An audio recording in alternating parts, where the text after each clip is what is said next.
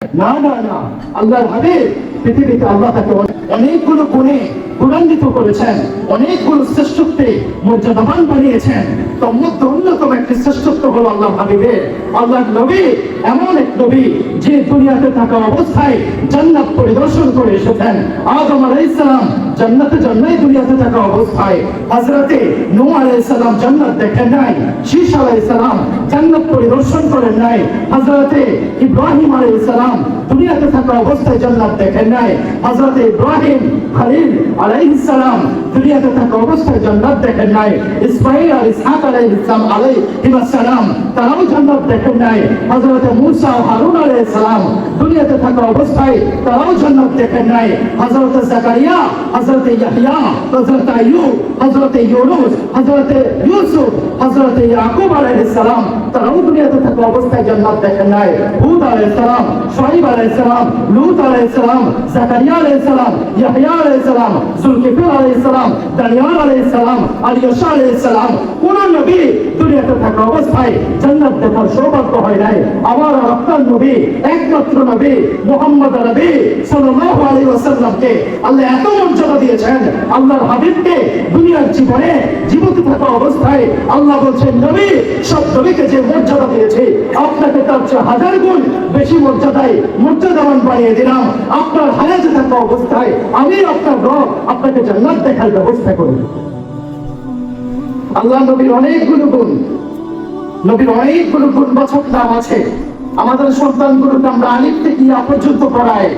আপনারা জিজ্ঞাসা করবেন আলিফে থেকে আপনাদের নাতিগুলো আপনাদের গিয়ে বলবে, দাদু ভাইয়া আপনারা জানেন না দারুল জান্নাহ মাদ্রাসায় আমাদেরকে শিখিয়েছে আরবি 29টি হরফের মধ্যে আমার নবীর 29টি গুণ আল্লাহ লুকায়িত রেখেছেন। আলিফকে জিজ্ঞাসা করবেন, আলিফ বলবে আমার নবী হচ্ছে আলামিন, আমার নবীর চেয়ে বিশ্বস্ত আর কোনো নবী কোনো মানুষ হতে পারে না। বাকে জিজ্ঞাসা করবেন, বা বলবে আমার নবী বাশীর, জান্নাতের সুসংবাদদাতা। তাকে জিজ্ঞাসা করবেন, তা বলবে আমার নবী তাকে, আমার নবীর চেয়ে বড় খোদাবীর আর কেউ নাই। তাকে জিজ্ঞাসা করবেন, তা বলবে আমার নবী তাকে, আকাশের ধ্রুব তারা। জিমকে জিজ্ঞাসা করবেন, জিম আপনাকে বলে দিবে, আপনার নাতিগুলো আপনাকে বলে দিবে জামিল আমার নবীর চেয়ে সুন্দর আর কেউ নাই। হাকে জিজ্ঞাসা করবেন, হা বলে দিবে আল হাশির ইউহশারুন নাসু ইয়াহশারুন নাসু ইয়াউমাল কিয়ামাতি ইনদা কাদামায়া। কাল কিয়ামতের দিবসে আল্লাহর নবী বলেন সমস্ত মানুষগুলোকে আমার পদতলে আল্লাহ উপস্থিত করে দিবেন। খকে জিজ্ঞাসা করবেন, খ বলে দিবে খাতামুন নবিয়্যিন খায়রুর রাসূল খায়রুল বাশার। আমার নবী হলেন সর্বশ্রেষ্ঠ নবী, সব মানুষের চেয়ে উৎকৃষ্ট আর শ্রেষ্ঠ মানুষ। আপনি দালকে জিজ্ঞাসা করবেন, দাল বলে দিবে দাইয়া ইলাল্লাহ। আমার নবী হলেন মানুষকে আল্লাহর দিকে আহ্বানকারী। দালকে জিজ্ঞাসা করবেন, দাল বলে দিবে আমার নবীর আরেকটা গুণ, সেটি হলো জাকি। আমার নবীর চেয়ে বড় মেধাবী আর কেউ হতে পারে না।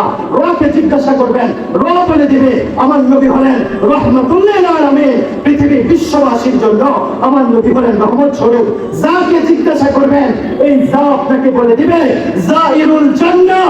আদম থেকে ঈসা পর্যন্ত আলাইহিমুস সালাম কোন নবী দুনিয়াতে থাকা অবস্থায় জান্নাত দেখে নাই। একমাত্র শেষ নবী আমাদের নবী মুহাম্মদ নবী সাল্লাল্লাহু আলাইহি ওয়াসাল্লাম হচ্ছেন এমন এক নবী আর রাসূল যাকে আল্লাহ দুনিয়াতে থাকা অবস্থায় জাইরুল জান্নাহ, জান্নাতের জিয়ারতকারী প্রদর্শনকারী বানিয়ে দিয়েছেন। সুবহানাল্লাহ বলবেন না? যে নবী দুনিয়াতে জান্নাত প্রদর্শন করেছেন, সেই জান্নাত যদি উম্মত হিসাবে আমাদের হাতছাড়া হয়ে যায়, এর চেয়ে হতভাগা উম্মত আর কেউ হবে? কথা বলেন, হবে? আপনারা সে জান্নাতে যেতে রাজি আছেন?